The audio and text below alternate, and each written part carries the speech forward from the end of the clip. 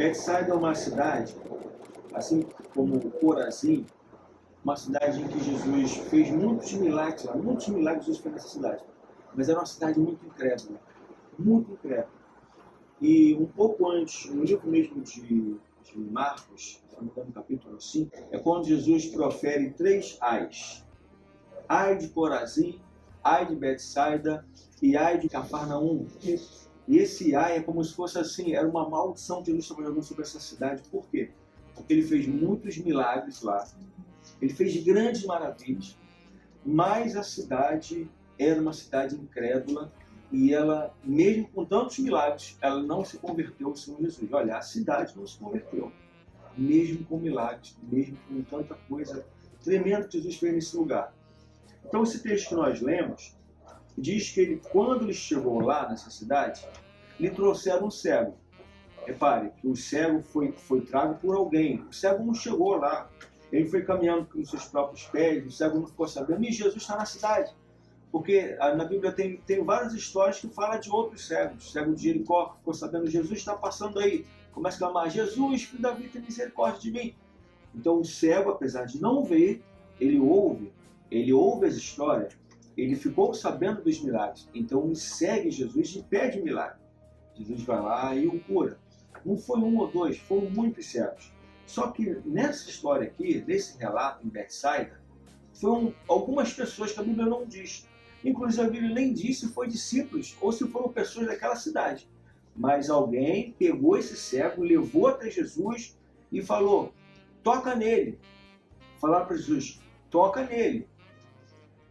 Até a forma em que eles falam com Jesus, uma forma estranha, diferente. Não falaram assim, Jesus, cura ele, faça alguma coisa por ele. Simplesmente falam, toca nele.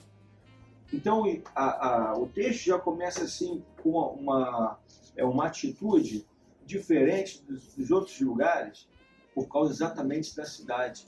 Isso me chamou a atenção, porque quando esses homens chegaram com esse cego diante de Jesus, Jesus poderia muito bem chegar para ele, colocar as mãos nos olhos dele e fazer uma pergunta, como às vezes ele fazia, o que tu queres que te faça?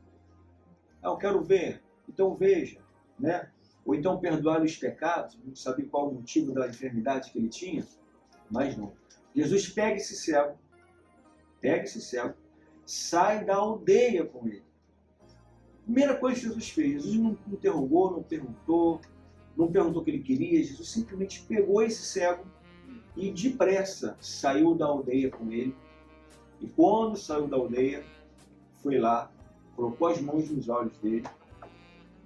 Antes de colocar as mãos, Jesus fez até algo assim meio que estranho, né? Porque a Bíblia diz aqui, no verso 23, que Jesus cuspiu nos olhos dele. Olha só, Jesus cuspiu nos olhos dele e lhe fez essa pergunta. Você vê alguma coisa? E ele virou para Jesus e falou, olha, eu vejo homens, mas parece árvores andando. Estranho, né? Vejo homem, mas parece árvore. Então Jesus vai lá e toca na vista de novo, aí ele vai e enxerga.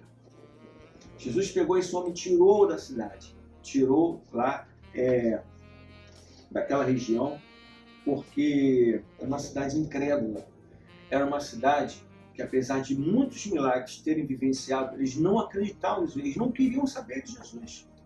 Isso foi uma coisa tão séria que não tinha como Jesus, não é porque Jesus não tinha poder de fazer um milagre dentro daquela região, mas é porque o local era tão carregado que se Jesus fizesse um milagre lá, estava arriscado eles não crerem que Jesus fez um milagre. Ou então rejeitar Jesus do mesmo jeito. Esse homem provavelmente não morava naquela cidade. Ele estava ali porque o trouxeram para Jesus. E Jesus falou para ele no final, olha, vai para sua casa e não retornes para a aldeia, porque a aldeia que representa o quê? Local de tormento, de tribulação, de iniquidade, de pecado. Jesus quer dizer, não volte para lá, porque você vai se contaminar de novo. Não volte para lá. Eles vão encher a tua cabeça, vão dizer que isso aí foi só um feitiço, que depois tu vai ficar doente de novo, que isso aí é só enganação. Não volte para a aldeia. Jesus falou, não volte para a aldeia.